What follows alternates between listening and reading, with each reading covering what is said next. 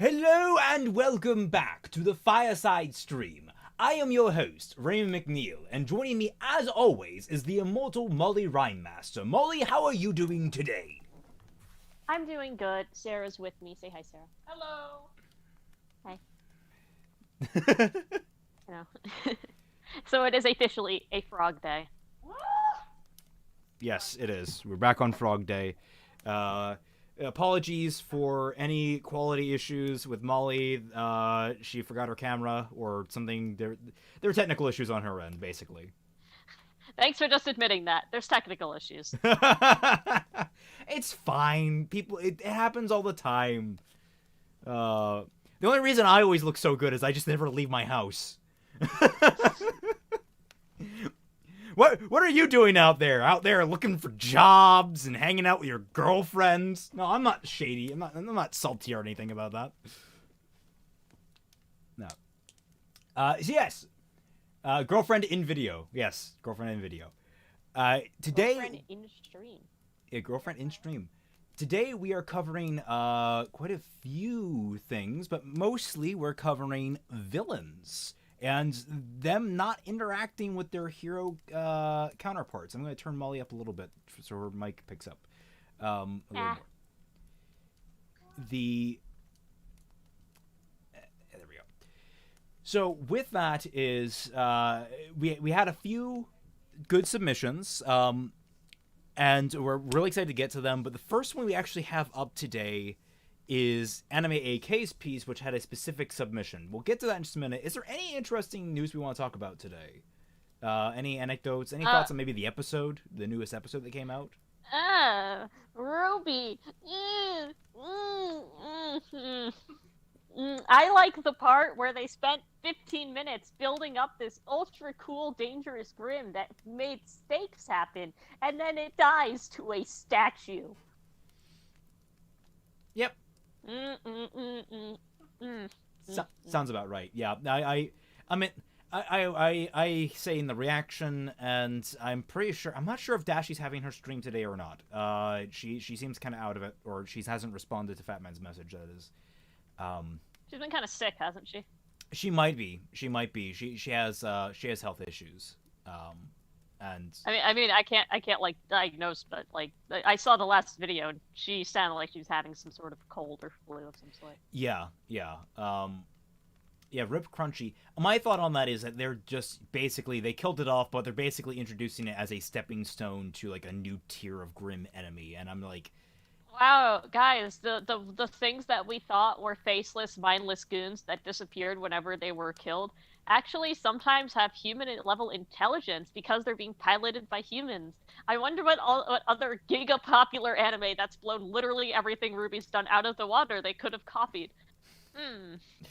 And they also copied frickin' Venom by just how that thing wraps around the person and like has like the mouth over the head. Oh yeah, it looks exactly like Venom. So it's like that's.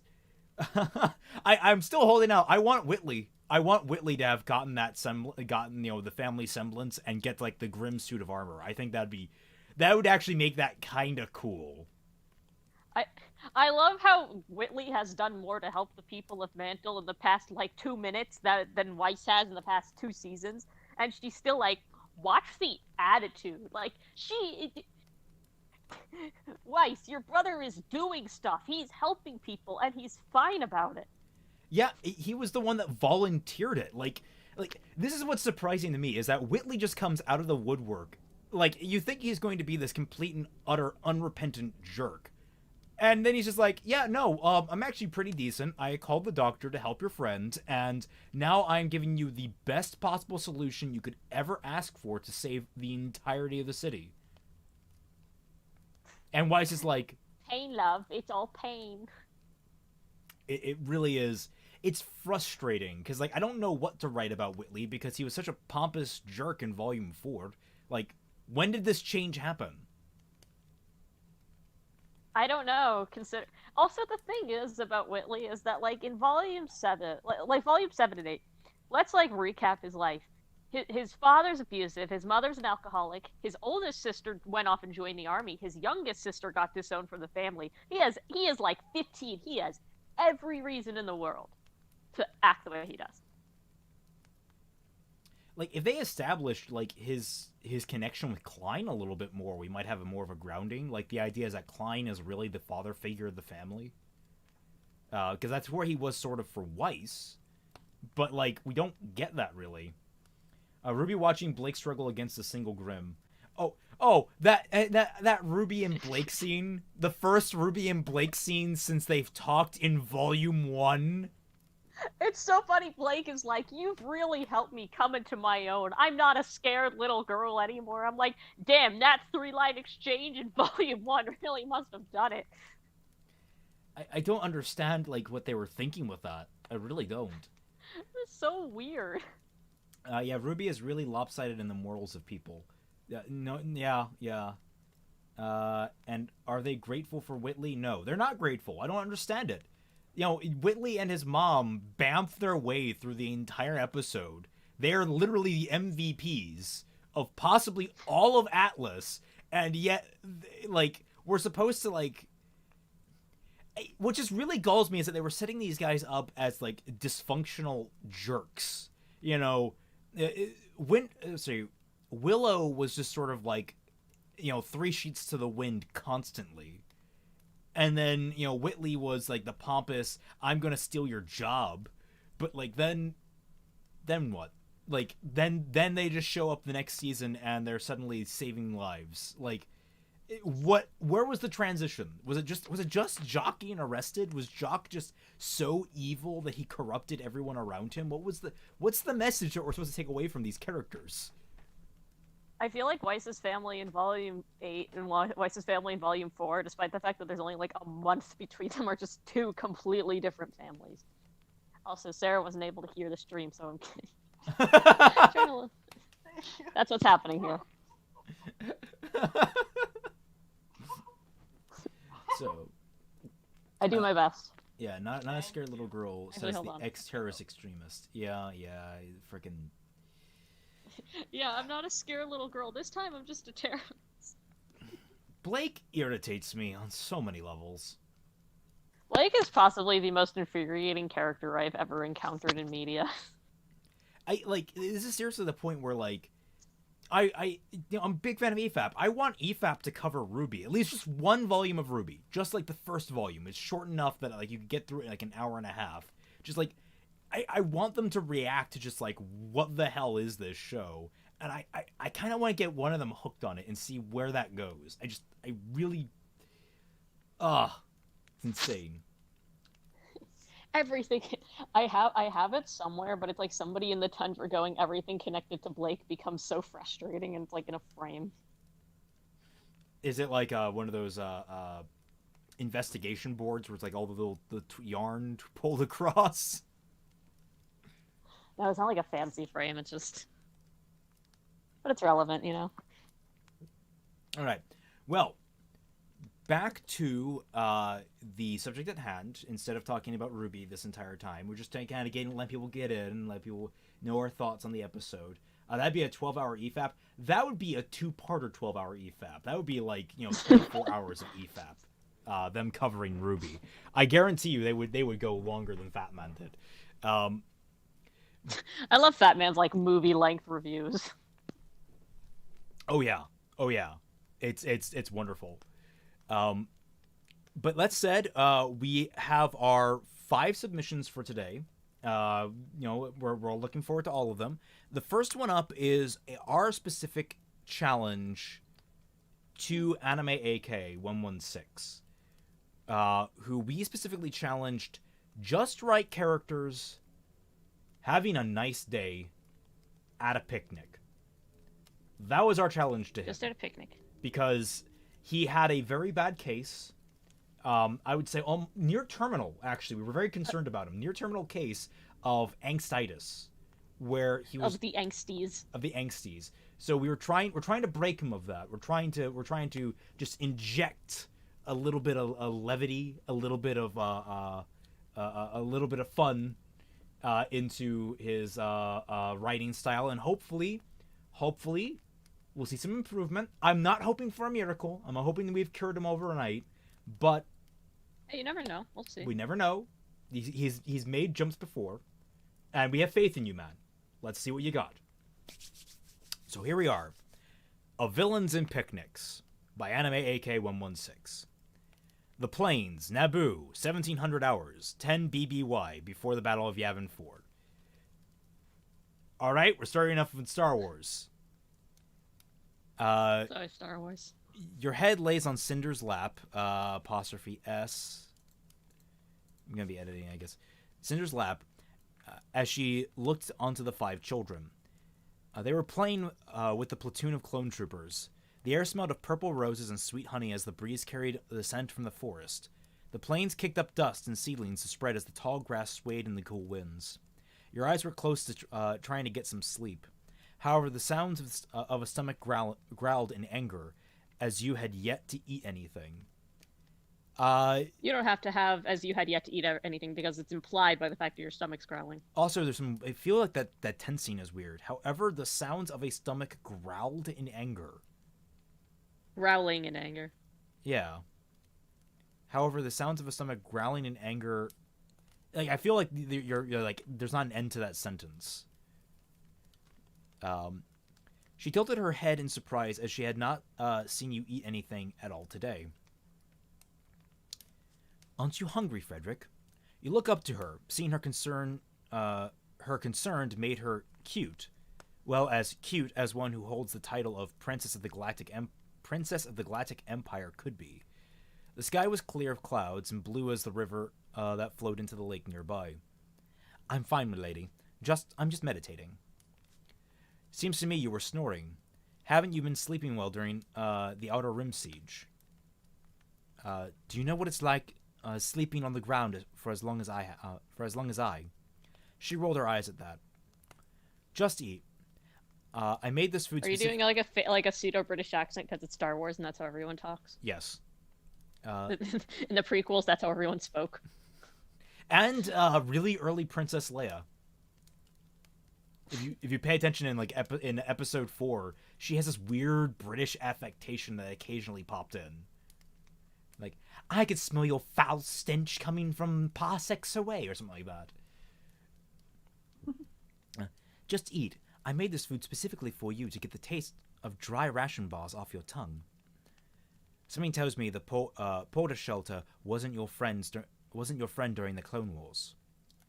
You're just angry I burnt your eggs yesterday morning, says the woman who was screaming my name behind a soundproof blast door last night. Cinder's cheeks flushed while turning away in a huff. You know you're cute. What? Oh, apostrophe. Yep. Apostrophe. You know you're cute when you're flustered. Takes a snobbish look off your face. Cindy, takes a snobbish look off your face, Cindy, like removing a mask. Already better dialogue than the prequel so far. I don't like sand. Says the man who wears... I don't like sand. You know, what's really sad is that, like, when I watch the prequels, I see every single line and I'm like, this is almost good, but it falls into terrible. Like it's almost there. Like, you gotta get like one more redraft, and you can make these lines really work. Oh, and yeah, so Moopa mentioned, yeah, you shouldn't italicize the Clone Wars unless you're talking about the TV show, which I don't think you are in this case. Yeah, that's a good point. I hear you. I love prequels. I actually love that line. I think that's a great delivery. I think it might be goofy. It was, but like I think it was like Hayden Christensen. I feel bad for because I think he's actually a really good actor, but like just George didn't know how to direct him. That happens. Says a man who wears armor 24/7. I'm a Mandalorian. This is the way, you teased. Okay, comma. This. That the bolding makes it read like a script, like it's a movie script promoting the like after that. I am a Mandalorian. This is the way. Cut to title. Yeah, What you want to do there is, instead of italicizing, or you could italicize it. That's always an option. My preference for something like this, which is it's quoting kind of dogmatic scripture, you put it in just single quotes, just apostrophes basically. So, I'm a Mandalorian. Yeah. This is the way. Well, Mr. Mandalorian, you can start for again. 2008 Clone Wars. I keep hearing that the last season of Clone Wars is godlike. I've heard that as well, but I've also heard it's garbage. So it's both godlike and garbage. No, what I've come to understand about the Clone Wars is that if you like Star Wars, like if you enjoy the prequels, you will enjoy Clone Wars. But what I've heard is if you're trying to actually watch it as like anything beyond it being Star Wars like fun time, it's not really all that good. Like it's the quality of story is apparently not very great. Well, 8-year-old me would like to argue with that, Raymond.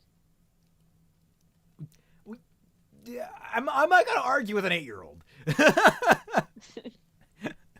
I loved that show growing up. You're not gonna go back in time and argue with 8-year-olds, Molly. The last 4 episodes are good. Hey, Nick. What's up, Nick? Also, hi everyone in chat. Let's see. Wilma says, "Oh, now you're letting your Sithy side on, huh? Oh, the terror. At least I don't have to eat your burnt eggs anymore." Her eye twitched as she playfully slapped your shoulder pad. "So you did hate the eggs I made yesterday morning. Now you're learning sarcasm. What would the great Emperor Palpatine say about didn't catch that. About his Sith acolyte daughter learning to get angry over petty things in life. Now you're begging to die by my blade." You pause for a moment to consider what to say next. Should it be a burn or just a light joke? You don't need to italicize burn, I don't think. You can italicize it the first time, but not the second. Wait, I don't know what I just did there. Control I. There we go. That was weird. Oh, I see. I didn't realize he italicized it first. Okay, there we go. That was weird. We give her the energy. The burn would give her energy for later festivities. Last time we sparred in such a serious manner, you lost a few brain cells and an arm.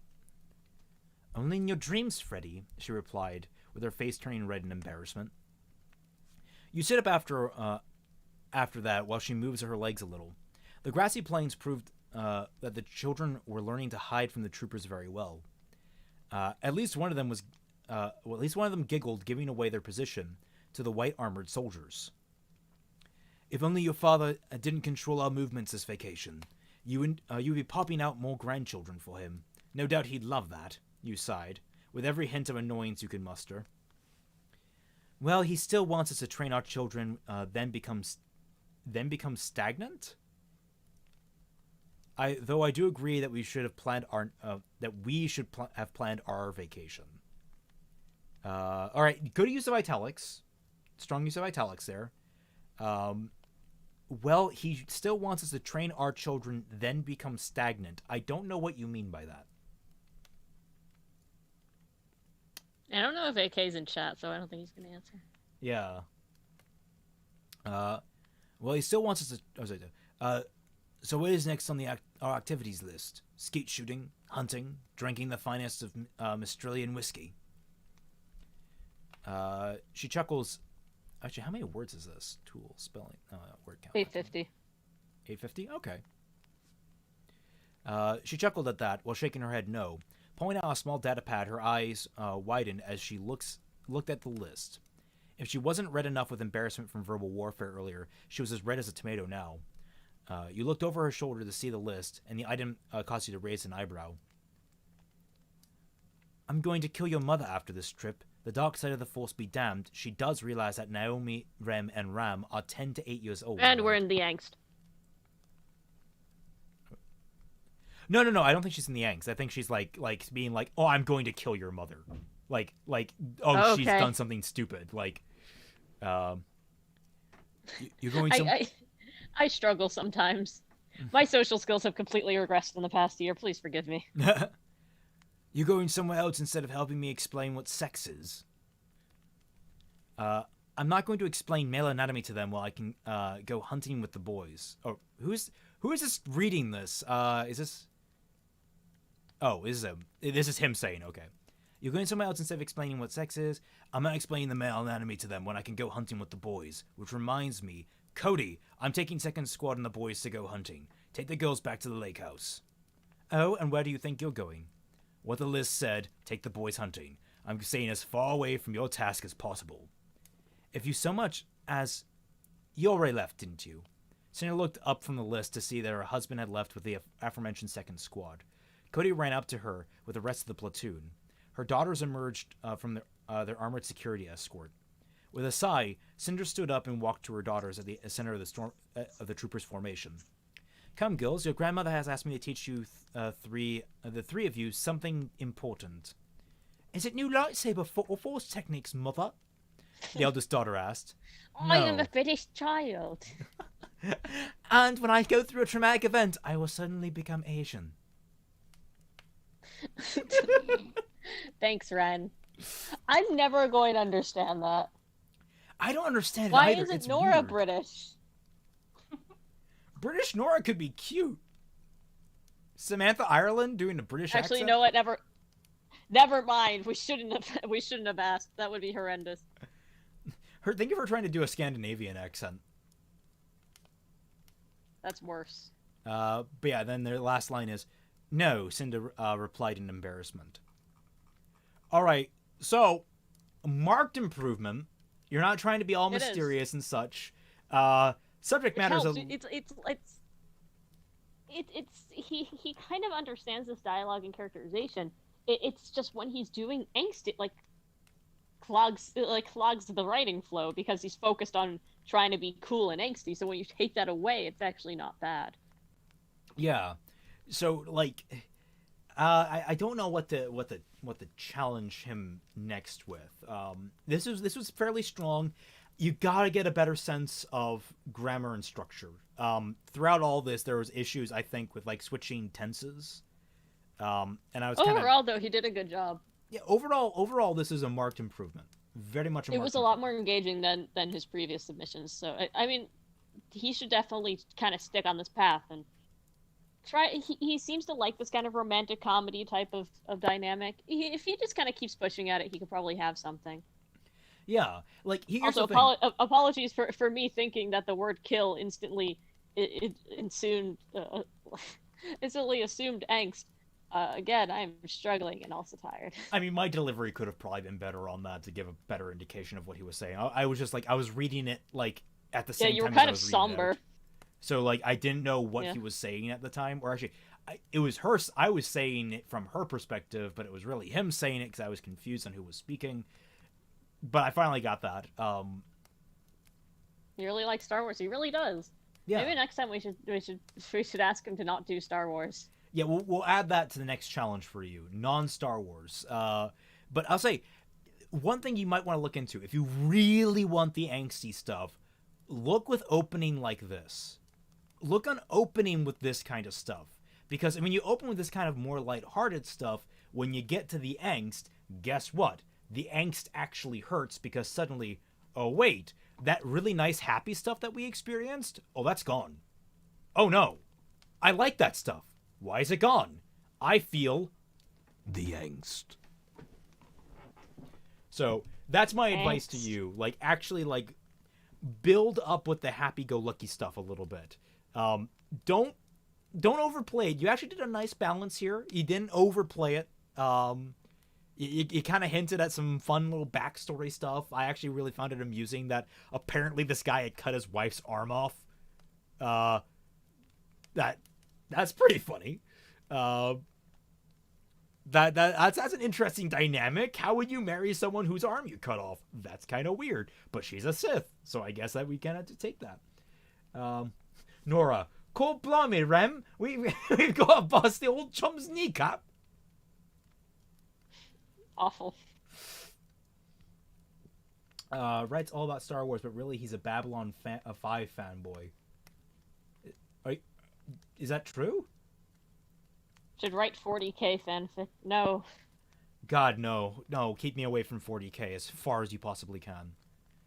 My roommate loves 40k. It was fun. I I can't stand the aesthetic of 40k. Like, I Or don't 40k or like just it. Warhammer. Uh, a Warhammer in general, I think. Um, the aesthetic of it. There are very few ones that I like. I find it all very kind of overly dramatic in its. Now, there's the exception to that is I like the architecture to things. I like the cathedral it's a stuff. very like from what he makes it sound like it's a very silly franchise. Oh, it is completely over the top. I mean, Yeah, like it knows what it is. Um they had Cole Sprouse voice one of the characters. would Team Ruby survive in the 40k? No. No, they'd be curb stomped and then tomorrow at the first encounter with a space marine. The downside is I have a bunch of friends who are in the Warhammer 40k, so I know a lot about it as a consequence. And I do enjoy the Emperor has a text-to-speech translator. That is the genuinely funny series. Though I haven't watched it in a while, so I don't get a lot of references anymore. Yeah, I don't like Warhammer Fantasy actually. But I'm more accepting of Warhammer Fantasy because fantasy it's weird. I don't like 40k because it's over the top. I don't like Warhammer because it's typically just fantasy, and I'm not really the biggest fantasy guy. I'm a sci-fi guy to my core. So like if you can give me science fiction fantasy, I'm a little more okay with it. If you can give me what I'm really into is is sci-fi fantasy modern setting. Like I like mixing all that stuff together. I find that very interesting. And I'm actually working on stuff for that, so stay tuned. 40k is fun. The people writing understand that humans are not the good guys. The people writing understand that no one is the good guy in 40k. So, skull for the skull throne. Skull for the yeah. Sorry, I'm actually like of all the chaos gods, Tzeentch. I'm a Tzeentch guy. The god of trolls, effectively, and not like the fantasy trolls. Anyway, moving on. Who do we have next? Let's see. Next on the list, I believe, is Moopa. Would you like to read Moopa's? Sure. I'm trying to get this headphone into. Now, Moopa's, I believe, is a Warhammer. Thing, which is why she was asking about it in chat. So, Moopa, I'm not going to hold it against you. You wrote for Warhammer. All right, I'm not going to hold it against you. Okay. Brian Lee. It's funny that it's Brian because my roommate who loves this is Brian. So like, Brian lean stood on his long tails, pressing hunger growl in stomach. Priest droned, many words lost to Brian and his unit. Blessing cursings of horned rat, couldn't see what good they were. Army fights on stomach, yet clan rats not given enough. Man-Thing city stood, high tall walls reflect bright and hateful morning. Fellow rats blink squinted, slouching under armor. If siege attack failed, would be fault of superiors, yes. I just say, when people write in like a fantasy dialect, it's really impressive. Yeah, this is I'm already engrossed. Like I love with I love that, like, you know, kind of goblinoid-esque writing style where it's like, oh yes, me gonna do this. Yes, don't worry. I don't know how to describe it. It's kind of Gollum-esque from Lord of the Rings, kind of, but it's, you know, very. You give it a good feel. It's a good feel so far. Orders came after speech mass, all charged forth. Slave infantry units first, Brian's infantry after. Man-Thing arrows and cannons murder rained. Brian skittered over the slave corpses. Base of wall only safe place. but couldn't stop there. Claws dig-scratched into mortar. With horror he scurry-climbed up wall. Muscles burned, lungs ached, but him better than other infantrymen. Hunger couldn't stop him. Smelled fear-hate of surrounding rats, and they tumbled from the wall, and at top. Man-things were fighting, sharp nasty blades swinging. 3 rats felled in single strikes, screech clutching throats, blood stained their fur. Disgusting man-things stood triumphant, till Brian's sword found his gut. 2 left, 5 Skaven jumped on same man-thing, many rat bodies slain dead on ramparts. But Vermintide was coming, and could smell fear in savages.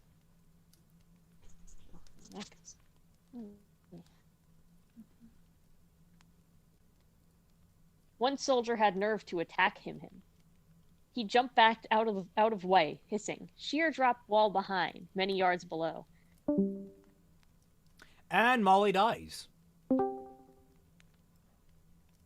You right there, Mollie? It dropped. Okay. Once again, please forgive me. I have Spectrum.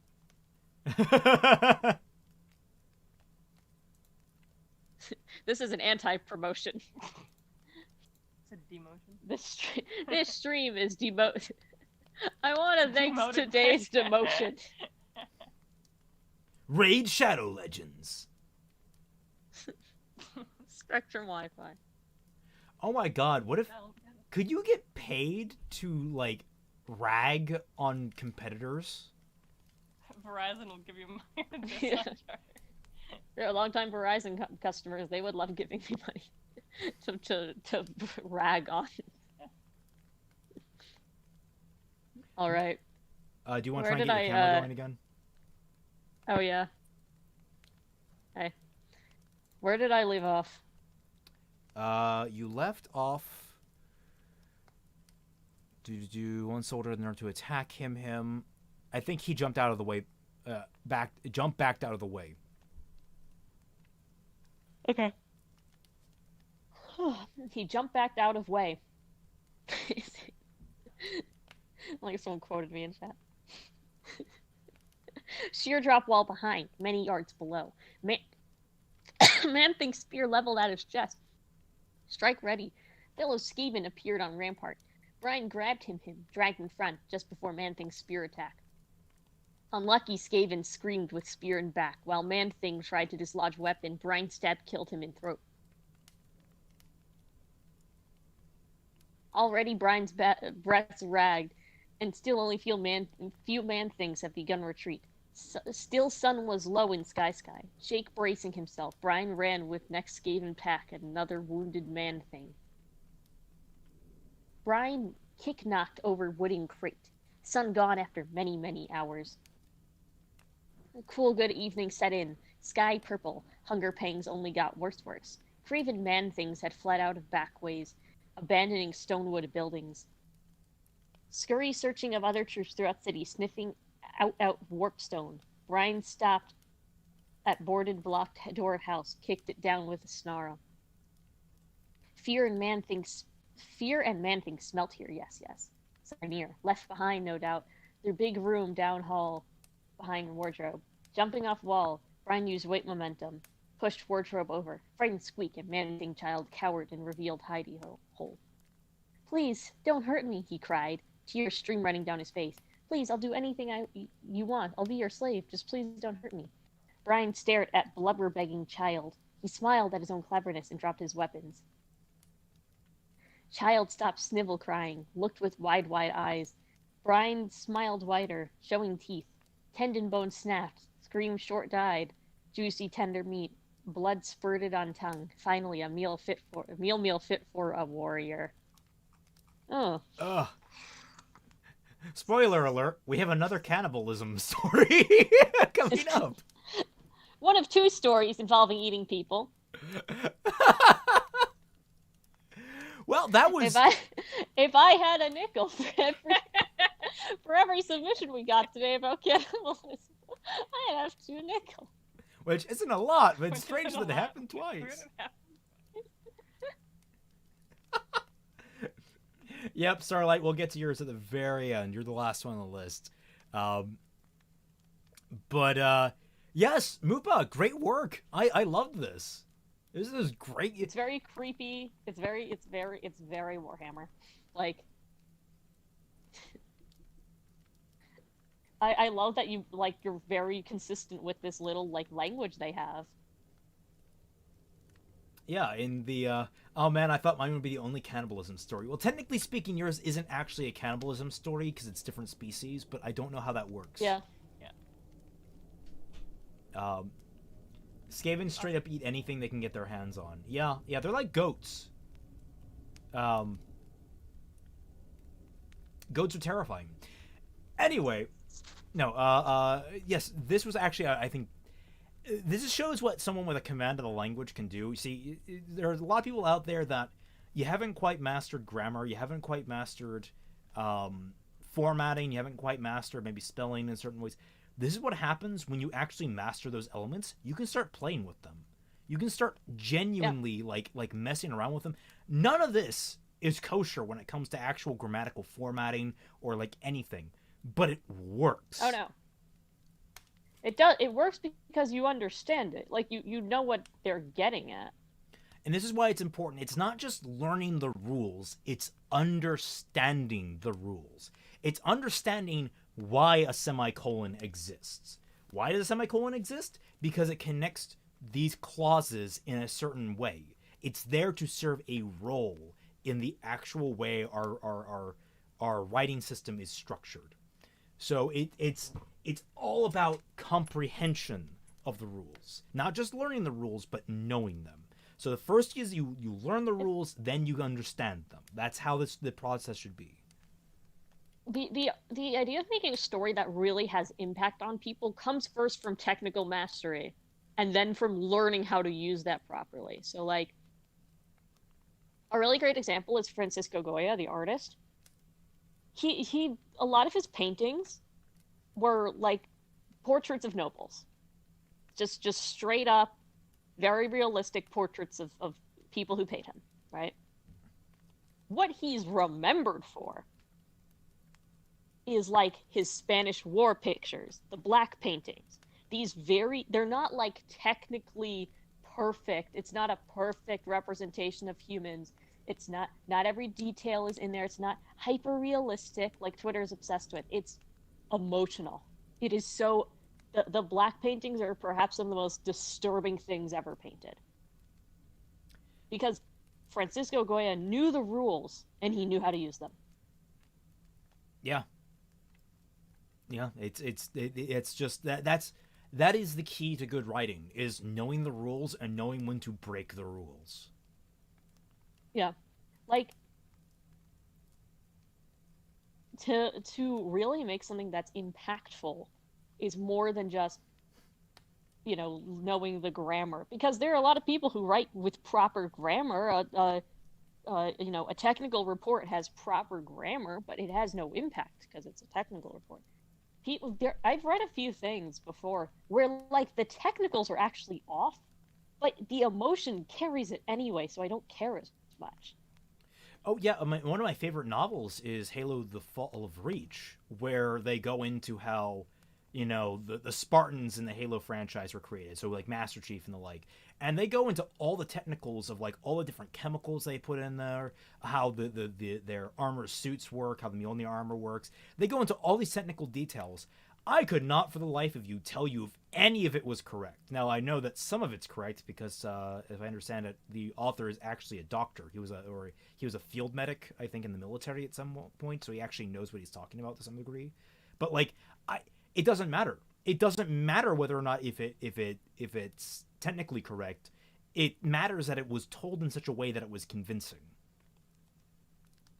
Yeah, like it really does make a difference. What art? The thing that separates like art from what isn't art, in my opinion, is the emotional impact. Like I know that sounds pretentious, but the concept of like I guess there's a difference between like technique and art, because you can be really technically mastered in something. Like you could be a really technically proficient violinist, right? But you could also be if you can be replaced by like FL Studio, that's a problem. Because if you have like no emotion in your playing and you're basically just a robot doing everything perfectly, I may as well open up a MIDI program. Yeah, yeah. It's really one of those things that's hard to. I've meditated on it before. It's like, what changes? Actually, I'm watching through Princess Tutu right now with a friend. Because I've heard it's good, and it is very interesting how there's so much of focus on ballet. It's a very there's no combat in the show. It's all about dancing and ballet, and there's talk about how the main character, she's not actually very good at ballet. She's graceless, but she has this energy to the way that she performs that makes her kind of interesting to watch, kind of interesting as a character. And there are professionals that are commenting that, this is a spark that I don't have, and I don't know how to get it back type deal. And I find that very interesting. So I actually meditated a little bit, like, what defines that? How can you? It's one of those things you can't really quantify because it's so unique to each person. But how do you do the exact same motion between two different people and have it done in such a way that one of them is clearly better, even though they are doing the exact same thing? And it's one of those like really weird esoteric things that's really hard to capture. It is, but I think you can tell. I think it's easier to tell in a performing art than in writing, It is. or in painting than in writing. But I mean, I look at like what we just read. That is someone who has submitted week after week, improved, really cared, and is trying and has hit this point where she's like, okay, I've gotten kind of the technical part down. And she's trying new things, and that shows like that passion and drive to improve beyond what is considered like, I guess like a scholastic level of writing. And like you see that in a lot of our submissions, like Anime AK, is improving every week and writing and writing and writing, and you can admire that passion because that passion leads to improvement if done right. Of course. It's just like it's actually, I think it's it might knowing that this has like a good end. Yes. It's like knowing and having the technical skill and then choosing only to selectively use it. Peter S. Beagle also talked about this concept in an interview. I might have to watch the interview if I get the chance. That said, we have other submissions we need to get to. This was submitted by... Who was it submitted by? I need to check my notes. This was submitted by JJ. All right. I get to read a JJ one. And then after this, you get Frontiers. Cool. Nice. Also, I'm digging the formatting you put up there. Cute. JJ really the impresses little header me. is very nice. This man, JJ, you really impressed me with just the little details you put in to make things look nice. Like that's really cool. I don't know if you're in chat or not right now. But if you are, I saw him. just good work. Looks good. No, this is the good JJ, not JJ Abrams. We're not going to see any lens flares, all right? I don't know. What if JJ put a lens flare in writing? Oh. It's like the writing equivalent of how did you do that with your mouse? Though, one major critique already, there's no comma here. You just go the wolf, the raven, and the crow. You need... Comma, man. At least, I mean, I don't know... In his defense, you do see that sometimes in fairy tale. Oh, really? Okay. That's fair. All right, here we go. The wolf, the raven, and the crow. JJ is here. Okay. What's up? Daylight broke over the mountains. Light streamed into the valley below, replacing dawn's indistinct glow. These first rays scattered across frost-covered underbrush, momentarily sparkling like bejeweled starlight. Twinkling water droplets that hung in the air slowly unleashed a formless monster of white, its misty tendrils snaking their way along the valley floor. The young woman was drifting back and I forth. think sparkling like bejeweled starlight is a little much. Yeah, it seemed can I go heavy-handed on that. But, frankly, when it comes to description, you want to kind of err on over-description, I think, but... Or, I don't know. You can go either way on it. It's clearly the narrative style is very purpley because, again, this is supposed to be some sort of, has this, like, mystical quantity to it. I just don't like symbolism. The young woman was drifting back and forth through consciousness. Huddled from sight, she rested against a long-dead tree. Raven's breath hung in the air. The biting chill of winter's morning filled the space in front of her eyes. The cloud froze and crystallized across the eyelets of her bone white mask, blocking her vision. The teen cursed as she pulled it off. The fresh air stung her eyes and burnt her lungs with the icy fire at daybreak. Her aura had flashed about an hour ago, taking with it the protective warmth of her soul. She could feel the absence of it. Gone was the internal fire sheltering her from the elements and lack of strength it afforded so one could carry inhuman weights. She had long ago been forced to abandon her prized sword, Omen, as so much cold, immovable steel. Raven was, by now, keenly aware of how useless her outfit was. She had built it for combat, not for survival.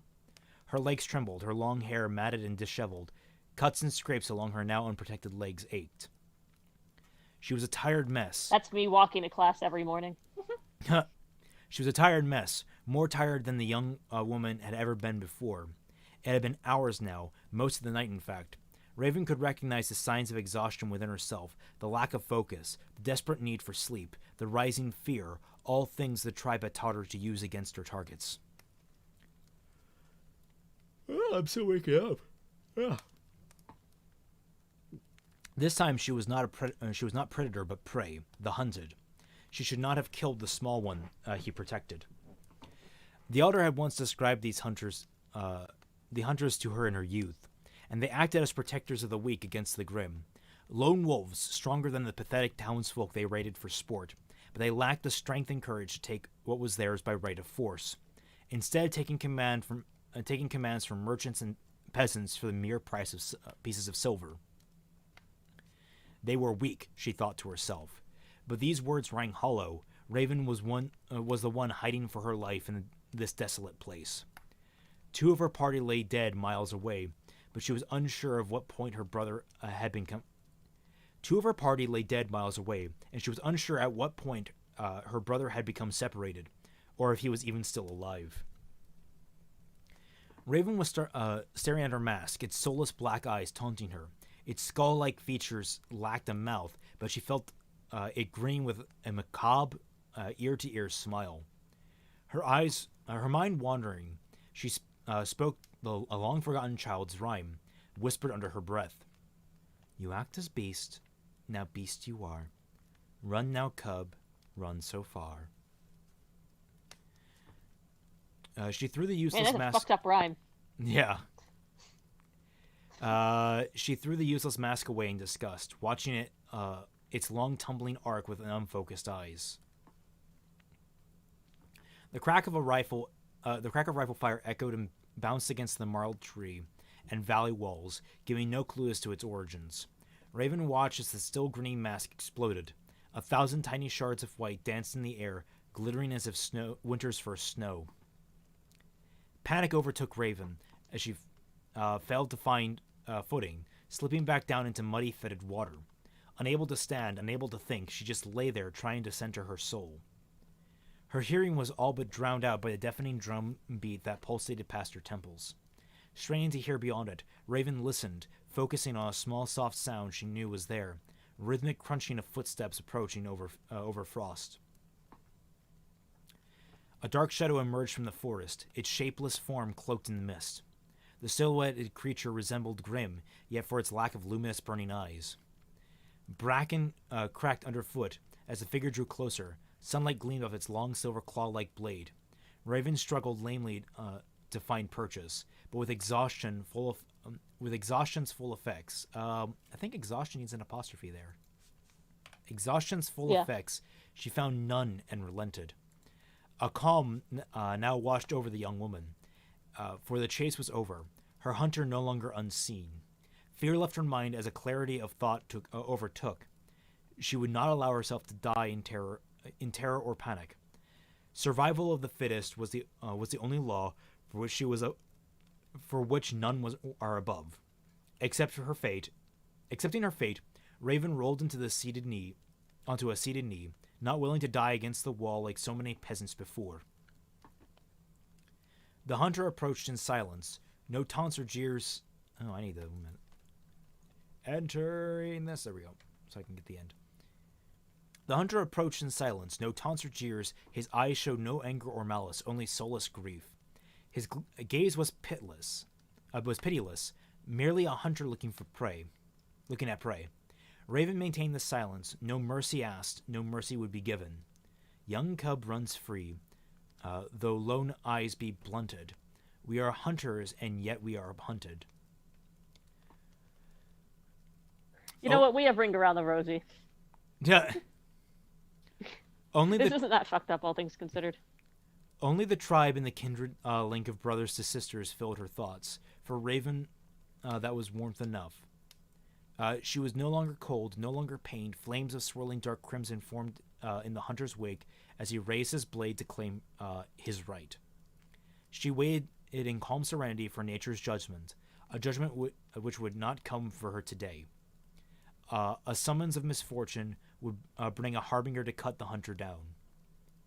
Young cub, take heed to travel not alone. Our strength in packs outweighs our own. All right. Wait.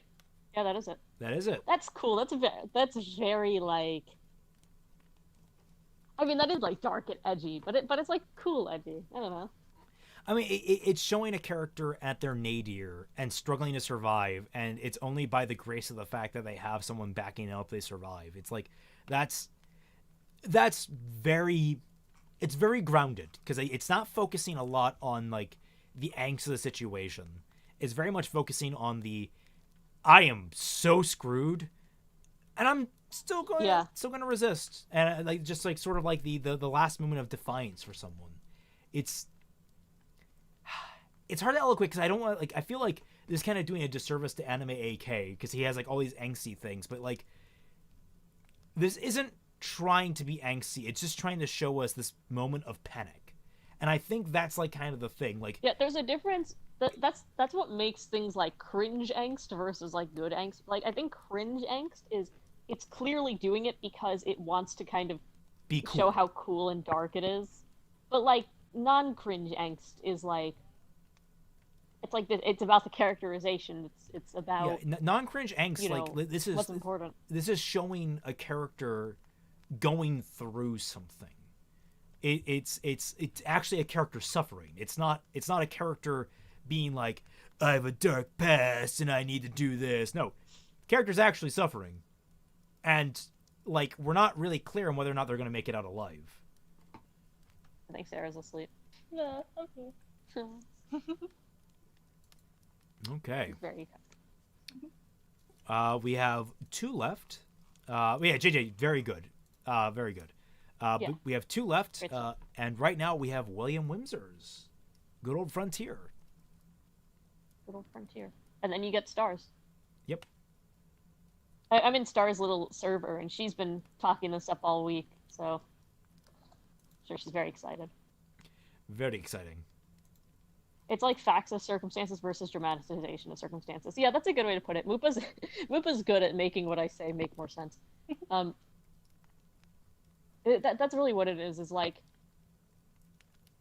you know, I guess a good way to put it is kind of like, you know how when you're like a teenager, you think that your particular teenage distress is like a different type of teenage stress? Yeah. Kind of like that. Like all teens have it rough, all of them. You see, I think I might be able to simplify this a little bit more. Is cringe angst is trying to be special, Good angst is recognizing we all suffer the same way, or we all suffer the same things in our own way. Where it's very much like cringe angst is being like, oh, this is so heart-wrenching, it's so bad, and I'm suffering and I'm in pain and no one else can understand me. No, and then good angst is people can understand this. This is very understandable, but how the character reacts to it is what makes it unique. Yeah, by the way, someone is saying, Master Decoy is saying that he sent you a DM. Oh, let me see. I haven't checked my Twitter today.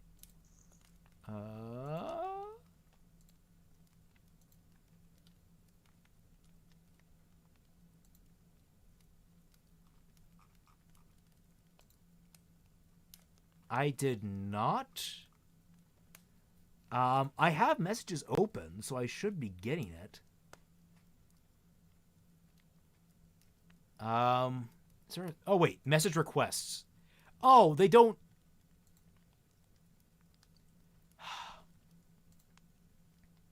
Okay, so that's how that works. Message requests don't show up as notifications. No, they do not. That is annoying.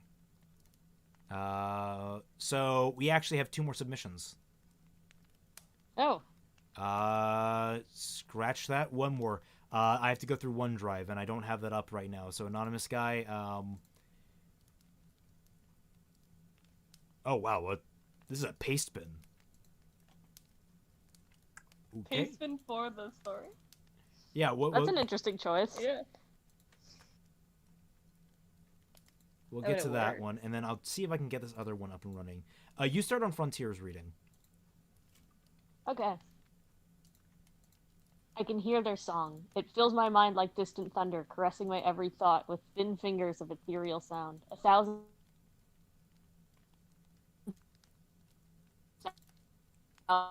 You're roboting really singing hard. Of such question. Please forgive me. I use Spectrum. We do Spectrum in this household. We do Spectrum. Okay.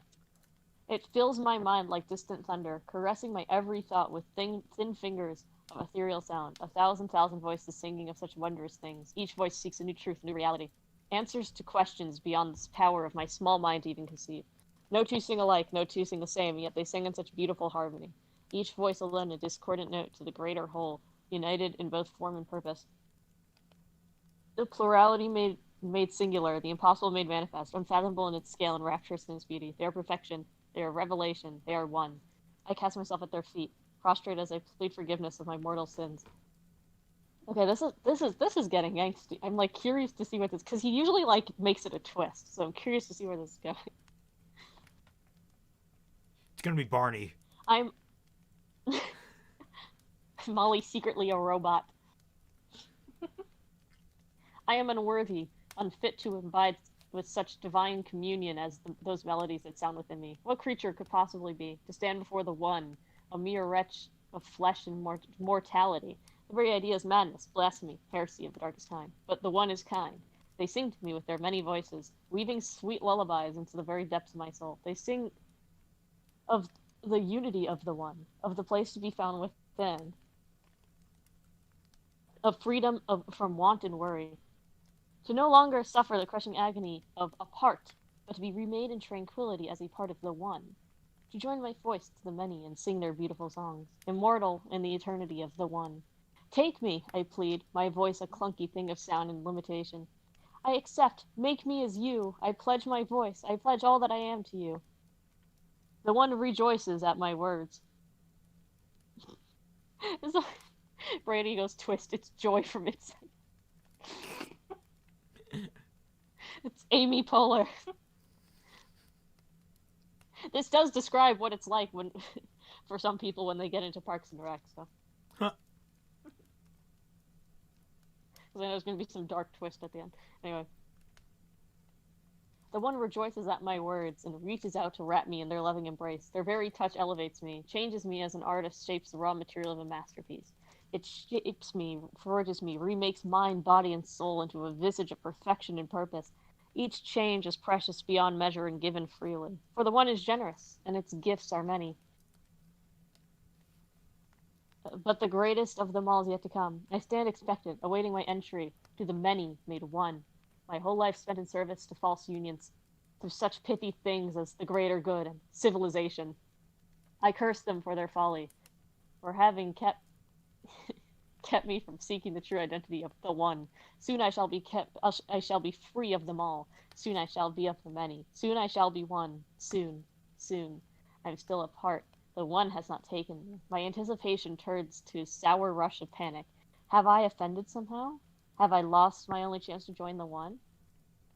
The thought alone fills with a dread both deep and vast. To be so close, only to have it torn away, is fate I cannot bear to live with. What have I done? What can I do? The one... Brady, this is a Spectrum customer.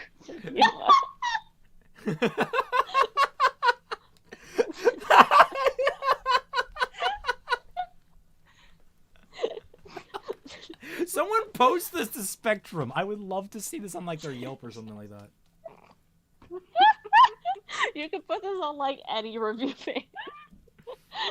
That's so good.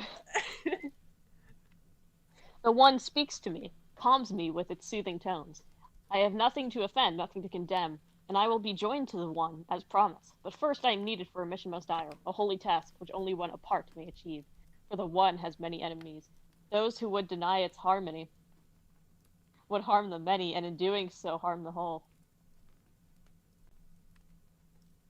They are sly things, these enemies, poison to their divine flesh and discord to their heavenly songs. But there's a lot of like weird capitalization, which I like, because it's like, you know, denoting these things as higher.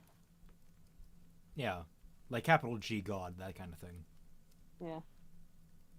That such monstrous things can exist sickens me beyond words. I offer the one a new pledge, a pledge of death and retribution.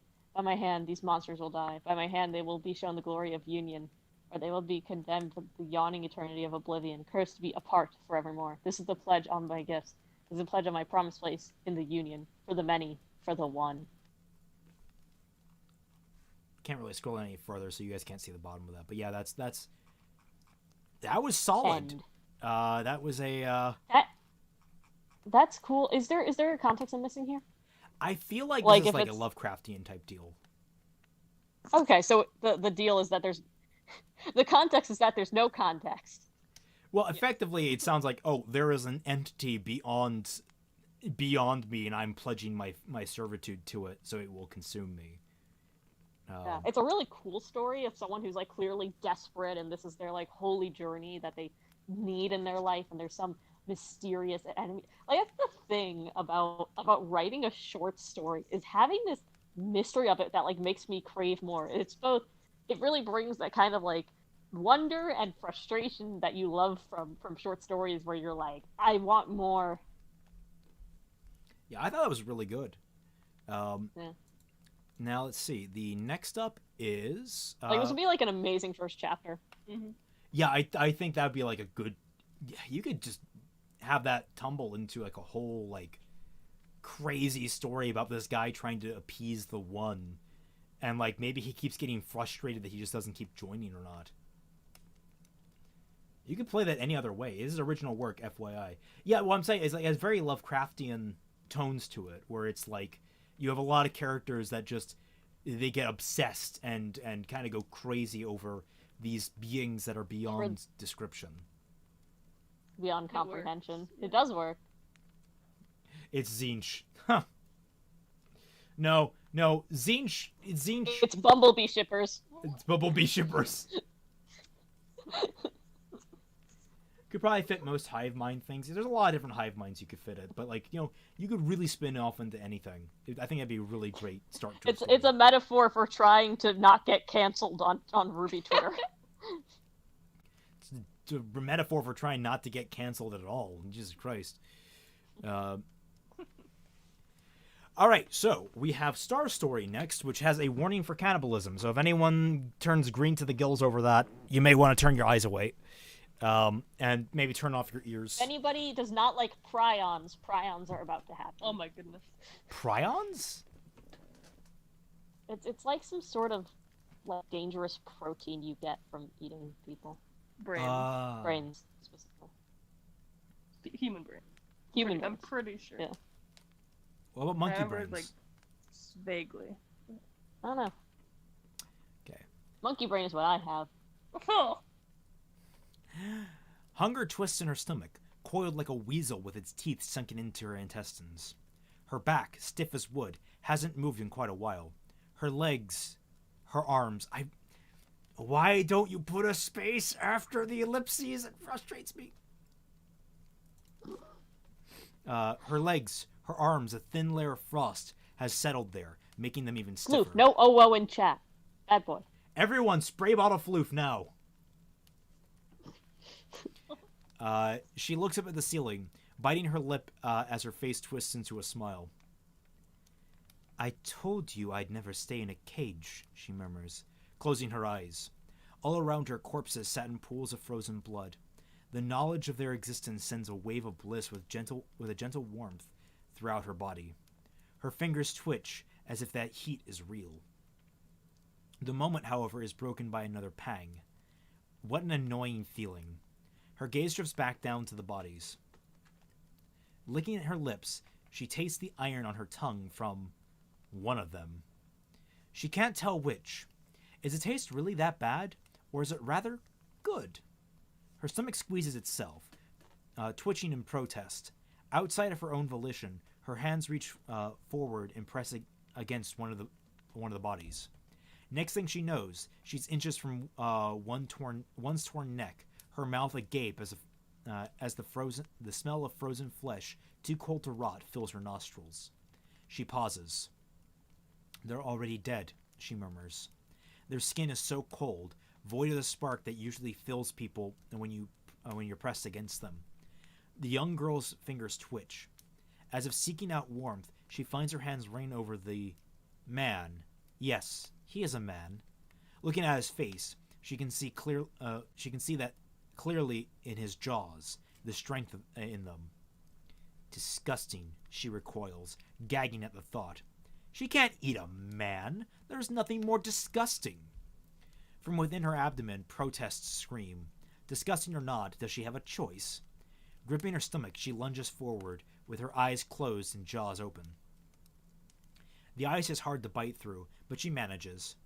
With a shaking of her neck, she tears a piece from his throat. She can't bear to open her eyes for the first bite, and as the cold flesh sloshes in her mouth, it's a struggle to keep it in there, an even bigger struggle to swallow. But once it's down, it stays down, and her stomach quiets for only a moment. Then it seems to split with a predatory craving for more. What are you doing? She gasps, placing a hand on her forehead. Kiri, what are you doing? She shrieks, her nails digging into her ice-covered skin. The warmth of her blood drips down her skin, and her cold tears leak from her eyes. You can't just eat a man, she barks, tipping her head back and brandishing her fangs. That's ridiculous. You can't eat a man. She convulses with laughter, doubling over as her ribs are racked with pain. Oh, how did she get here, with flesh in her teeth, her own blood falling into her eyes, and her hair. Her hair was a mess. She doesn't understand why, but this only strengthens the laughter until she's nothing but a quivering pile of tattered white cloth and tangled pink hair, all strewn about her bony shoulders. She feels a spur of energy. That was very intense, but like fittingly so, considering the circumstances. Yeah, she feels a spurt of energy, perhaps from a presence of food in her gut, and with it she lunges forward at the body again, tearing into it. This time she's unashamed. Laughter bubbles up between mouths full, spilling out from her chapped lips. The skin is tough, leather-like, but manageable, and the taste of flesh, well, the more of it she ate, the more it passes through her lips, the better it tastes. After she is done, she finds herself proud of her work. She's eaten quite a bit of him. She can see the bone of his neck. What are those? The spine? She giggles. Is the neck part of the spine? Maybe if she had gone to school, she'd know. with a new, breezier gait. I think you might just want no comma there. New, breezier gait. She delicately steps over the man's corpse, nearly tripping. This, too, pulls a laugh from her. She looks down at her rags, her thin fingers fumbling as she searches for the name tag pinned to the cloth. Finding it, she tears it off. On it, her name stares up at her. With her lips twitching into a smile, she tosses it to the ground. I'll think of a better one. Bye-bye, she trills, waving gleefully at the corpses she left behind. Damn! Like I'm Really well. yeah, I'm Very actually, well written. I'm not typically very squeamish when it comes to like gore necessarily. Like Yeah, you definitely did it though. yeah, that was You put a good warning on there for a good reason. the spine comment. I think it's the one that got me. Is like you can start seeing the bone of the neck, and it's like for some reason that very much came to like ugh, around me. As for the characterization, I don't know how I feel about the like going insane stories in general, because it always makes me think of like the Joker, and I mean like that type of Joker. But I don't know. I think you pull it off. Yeah, I think you pulled it Because off. Just considering, fine. again, it's a circumstances thing. Like clearly she's in some horrendous situation. Yeah, very clearly she's friggin' she's in a very she's like in the wilderness. She's freezing. Everyone around her's dead. Yeah. Let's see. Bad floof, go to your room. Oval. Commit woo crimes. Oh god. I'm sorry. I was looking to see if anyone sprayed floof for us. No. This is too detailed, Warrior Gamer. Yeah, I don't say it's too detailed, but I that is some graphic stuff there. Oh snap! Did I miss a spine? Yes, you missed a spine, Nikhil. Makes me curious how that person got caught up in the situation in the first place. Now, Star, if you're here, obviously. This is part of your fanfic, I think, isn't it? This is your character. I don't want to show you showed me images of her because you have images of her, but I didn't want to because you didn't want to not credit the artists, and I didn't want to show things that I didn't have proper credit for in the description. So this is actually part of her Ruby fanfic to some degree. So I'm actually kind of it's like huge project she has. yeah, that huge fanfic project. Which the more I'm learning about, the more I'm genuinely intrigued. I haven't read Ruby fanfiction in a long time. She's putting it's like her life's work right now. Yeah. Was mine? Yeah, I was not able to open yours, anonymous guy. I'm sorry. She is only 18, a very promising young writer, in my opinion. Yes, this is very good. You're better than I was at that age. So I'll tell you now, you're making great progress. Very good strides. Yeah. Now the last one we have on our list is from what was his name? Make sure I remember this properly. It was Ben, or Master Decoy. Now let me try format this a little bit better. Music rankings maybe, and then properties. It won't be in the fanfic, but I do plan to write a Pixie-based side story. So Pixie is the real name of this character. Ah. Or I guess the pseudonym. Okay, there we go. Oh no, that's. Then Ruby eats Blake's leg in the end. Here we go, a little bit better. Using your music rankings, the one that I had for your music rankings to work. All right, this is a longish paste spin, but we'll be good, I think. Do you want to read this one? I can send you the link. Sure. There you go. Keeps me on task.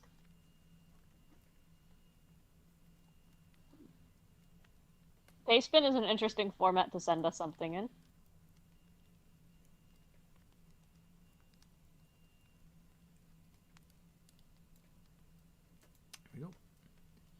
Yeah, this is long.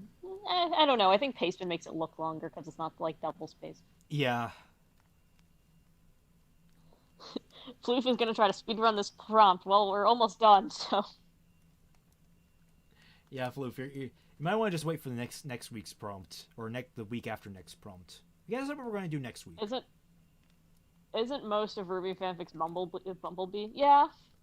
I wonder actually. I think most of them are actually just John. No, those are the most popular ones. Floof is shifting into maximum overdrive. It is Bumblebee. Wow, that is by a mile. Like, Bumblebee has 5,100 fanfics. Second best is White Rose, which has 3,600. Yep, that sounds right. Now, so there's two things that I always check to make sure we're not in a simulation. One is I check the AOT fanfics and see if on the first page there's Levi smut. Then I check Ruby, and I see if on the first page there's AU Bumblebee. No. I like the self-destructive feature of Pastebin. I don't want my amateur trash on the internet forever. No. You want it on the internet forever so people can learn from your example. Remember, here is the rule for it. If you're going to be a good writer, be a goddamn good writer. If you're going to be a bad writer, be a goddamn bad writer. Because people will learn from you one way or the other. How do you think I learned to write music? She listened to Ruby and said, I can do better. No, that's literally what happened. And a lot of what I learned came from just not doing what Ruby does. That's why I became very obsessed with, like, the technicals of songwriting. Not to mention, it's going to be permanently on my videos, so I don't know what you're talking about. Anyway, let's read this. Yes. The suffering was beyond her comprehension. Her senses failed, and all was pain. Heat, once her trusted ally, betrayed her as every nerve in her body was set alight. The blaze transcended the physical, assaulting even her concept of self. It was a total reversal of the rare inner peace granted by the acquisition of the maiden's power. Her senses illustrated this metaphorical inversion by relaying that she was being turned inside out, crushed and exploded in the same instant. Thoughts flared suddenly and then died like embers scattered by the wind. Simile, but keep an eye. The disjointed fragments of memory would serve to remind her this turmoil, how this turmoil had come to be, if only she could perceive them through her catatonic torment.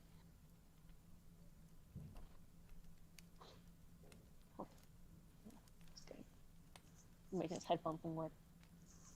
Her fleeting glimpses of consciousness created the vision of someone daily struggling against relentless ties. Briefly, she gasped for air. Let's be calm. You're roboting again. Spectrum. Spectrum! That...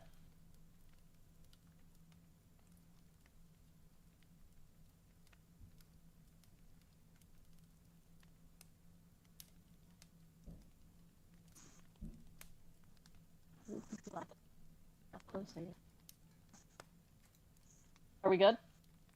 Yeah, there we go. We're good. Spectrum, please. Okay.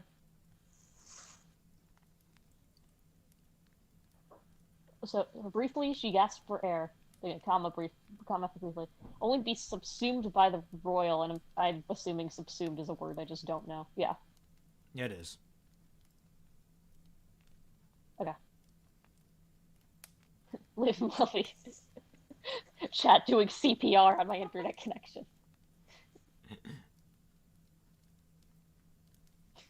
As the sequence repeated, the water thickened and its hold strengthened. She surfaced less, and her breaths yielded diminishing returns.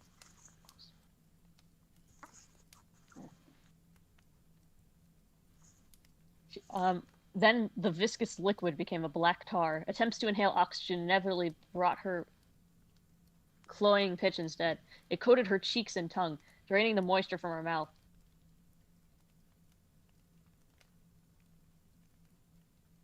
Her already labored gasps now drew the tar's grit along her gums and teeth, like chewing on sandpaper. This vile series of sensations managed to override her instincts, and she stopped breathing. Subconsciously, she had accepted that merely suffocating would be a blessing. This is so funny, because it's almost like you and JJ share the exact same style. It's really no, good. It's JJ again. No, it's JJ. It's JJ again? No, I'm kidding. Like, it would be funny if he submitted a second one under an alternate name. Yeah. No, I just find it funny that the two of them have such similar writing styles. Again, it's a good writing style, especially for this prompt. It's very intense, very like, it's very like in there. I don't want to use the word intimate because I don't think that's the right word, but it's very like you're really like clawing in there and getting at the nitty gritty of it. Salem watched Cinder's body struggle to incorporate the grafted limb. Hazel had expressed concern over the gruesome.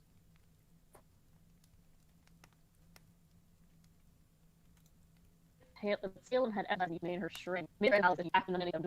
She could have forwarded a decent number of more logical arguments, and nothing convinced Hazel more completely than comparing herself favorably to Ozma.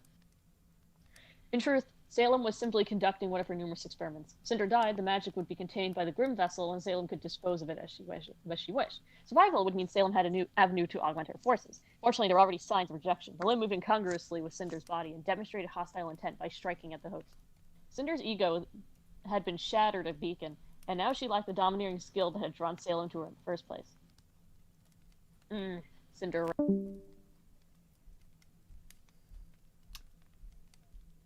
Well, good stream, everybody.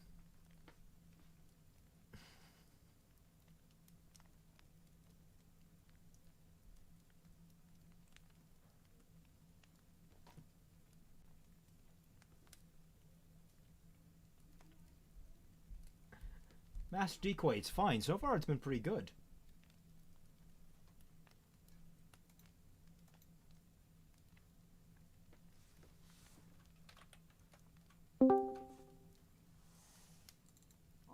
Oh, there we go. Okay, we're good.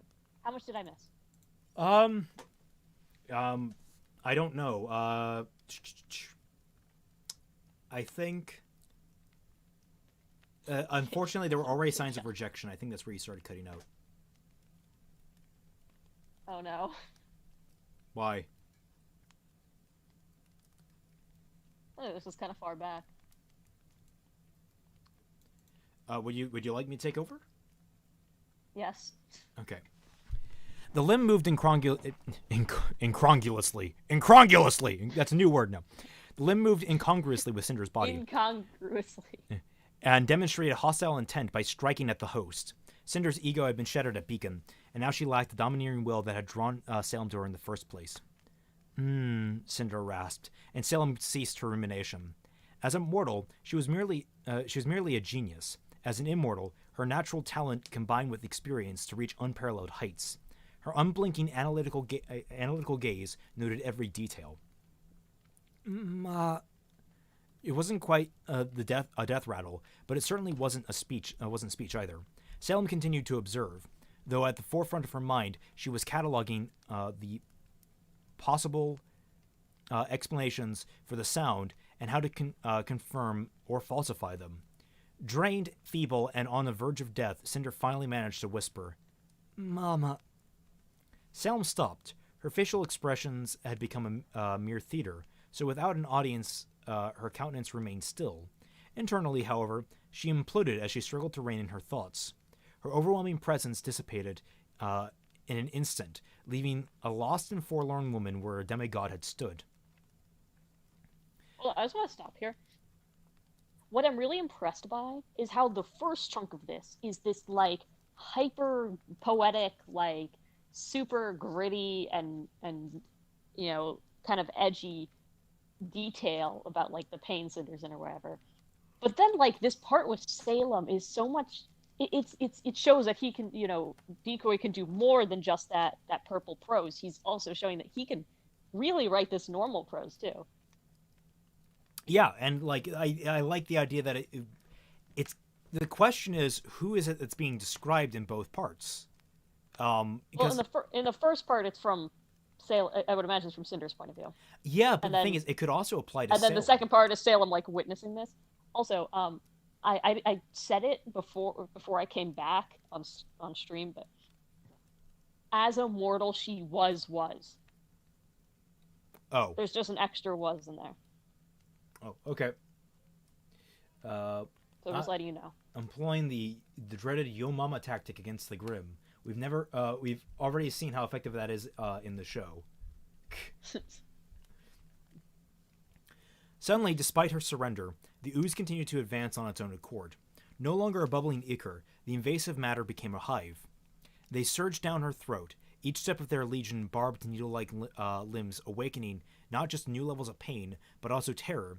The swarm inside blossomed to coat her lungs, while the endless horde surrounding her shredded through the scar tissue, sealing her vacant eye sockets. She felt the masses coalesce in tandem and take new weight. Fingers? No, claws, stinging like dust-infused razor wire. The mere touch simulated a dull saw dragging across your skin. The claws tore further inward, intent on eviscerating her vital organs. The tendrils...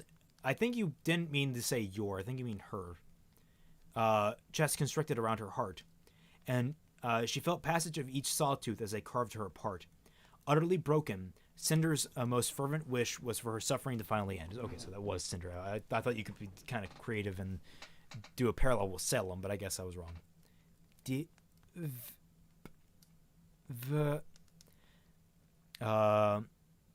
Cinder heard the barest figments of a voice, but she did not care. A spectral vision that could have been Emerald seemed to plead with her, but she did not care. She was dying, but she did not care. The all-consuming pain that had blotted out her existence began to ebb, and she knew it was finally over. Cinder was dead. Cinder was alive. Salem's apostrophe S looming form cast a shadow over her, restraining the grim creations in a vice grip. Even after she seized it, the abhorrent prosthetic still held its razor crest fingers at the ready, poised to rip Cinder apart. It did not struggle in the hand of its mistress, nor did it relent. It simply waited as Salem slowly returned to her full faculties. The silence and stillness of the room was total, save for Cinder's faltering breaths. A simple mental command suppressed the grim and drained it of its animus. Passing a hand over the maiden's chest infused her with magic, strengthening her heartbeat and steadying her breathing. Salem laid the flaccid limb back on the table as a seer floated through the doorway. She positioned it for optimal observation, but paused at her reflection in the crystal shell. Briefly concentrating, she reassembled her imperious and aloof exterior before leaving to begin a new line of research. That was an interesting read. That was awesome. So let's see. Floof. That was really well done. Nope, Floof has cuties. That's it. Alrighty. Also, Molly, your video is not back on yet. Oh. There we go. See my beautiful face? Yes. Make sure the entire chat can appreciate it. It was nice of the gods to give Salem eternal youth along with immortality. Yeah, that was nice of them. Also, I swear this was supposed to be immortality, but you just keep getting older. But Salem just became more and more interesting. Salem is an interesting character, or it can be, in the right hands. Your hands. You did it well. Yeah, Nico, this is really good. We'd love to see more submissions. In fact, we were talking before the stream, and that we've been kind of getting the same few people. So we'd like to see fresh meat. Who usually doesn't submit? Like send it in, and we're going to try to be a little less harsh. Yeah, remember when we're being harsh on people, it's just because we know you can do better. In a fuller work, it would be more ambiguous. Raymond, you got the secret message. Okay, sweet. I actually picked up on that. Nice. What secret message? That it was supposed to be sort of. I think what I'm hearing as understanding is the opening description was supposed to be kind of a is it Cinder or is it Salem type deal, where it's describing kind of both of them going through the same processes. I see. I think. I mean, I might be misunderstanding that. Yeah, because it does sound like it could also be Salem, like in the primordial ooze, the grim ooze. Let's face it, Salem is only interesting because the show hasn't had her talk much yet. I mean, yeah. Fair. Hey, Neo. Word limits and all that. I didn't want to write a novel. Fair. Yeah. What should our next prompt be? Our next prompt. I was thinking this is out of nowhere, but have we done character death? Character death? No, we haven't. Writing a good character death is such a fragile thing. Okay. Because it's used at so many different parts of stories. And again, we talk about like not being angsty. That's an interesting one because that's where a lot of like cringe angst comes from, is character death. Yeah.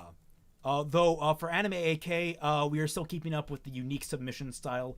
You're going to do something different. You're going to write about a character's birth. No, don't. I don't want to read about birth. Post-birth. How about I mean, yeah, that does fit with the theme. I'm sure he'll do something interesting and Star Wars related with that. Well, I mean, There's we can something challenge him. about- We can make about, him a like, further challenge by Jedi not making being it born. I Star don't know. Wars related. What? We can make it even more challenging on him by saying not Star Wars related. Not Star Wars related. Not Star Wars, not Ruby. Like we could really press him on it. Because Yeah, like write about like new parents or birthdays. I think Master Decoy's birthday is more like in line. okay, so a birthday. Surprise Bus's best death. I will never recover from the cold open of Zombieland Saga. That is such a good show. I love it. That is my favorite cold open of any anime. Truck-kun, no. That was our joke in Japan. Is that there's like we don't really see that kind of truck very often in the States, but they're all over Japan. Like that design of truck, like with the very flat front. We have some of them, but we don't have them very frequently. At least not where I am. And so that was our joke, is that whenever we saw them, we just referred to them as truck-san. Or truck-kun, that was it, truck-kun. Truck-kun. Truck-kun, no. But yes, so for Anime AK in specific, it's birthday, that's not Star Wars, and not Ruby. Yeah. Those are your character challenges. death, huh? So should there be an additional challenge of making it as non-angsty as possible? I mean, it's a character death. It's going to be angsty. Make it non. I don't know. We need a word to just differentiate cringe angst from not cringe angst. You have to make it angsty. Don't make it emo. Yeah. Let's try and give a better like rule on them for that. Like, do we want to try and challenge them in something else? Like beyond just character death. We gotta have something else. I think like a secondary objective to aim for. I don't know. Let's see what chat says. Write completely mundane, everyday scene that isn't a diner scene. That's too easy.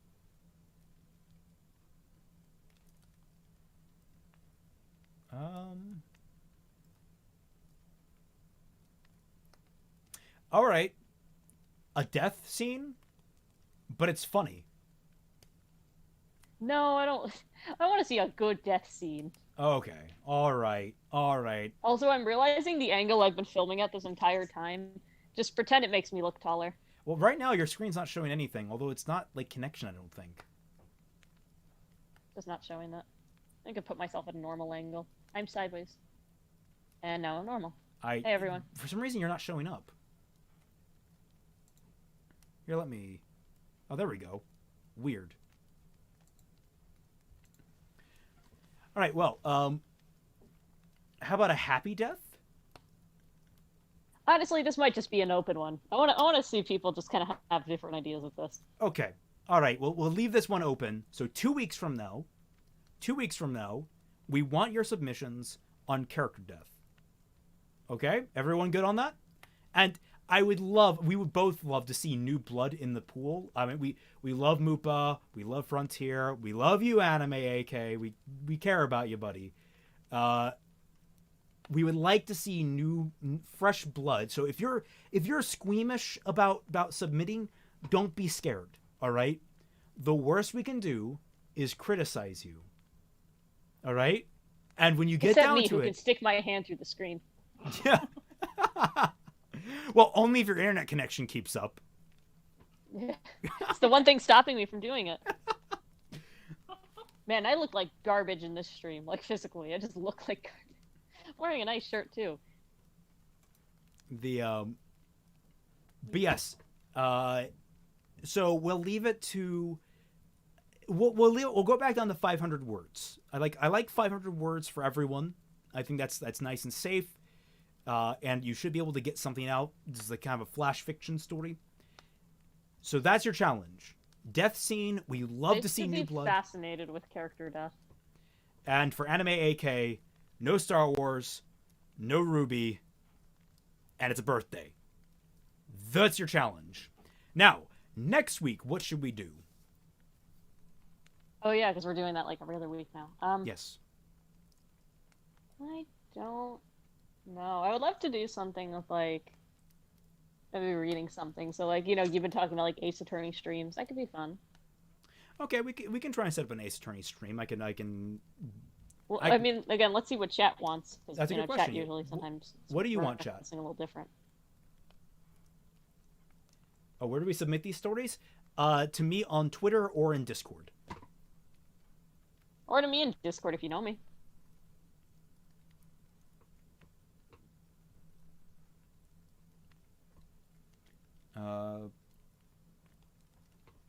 Read aloud what I submitted in the Disky? In the Discord. Like in our chat. Where did you submit it? He just posted the picture. Here, he just posted it as a screenshot. There's only like 12 words in it. You want to do the honors? Oh, here we go. Yeah, I got it. Look, I gave Mercury a personality. Mercury shitted and farted himself. The end.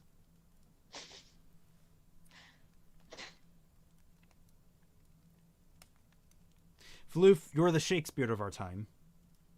Truly.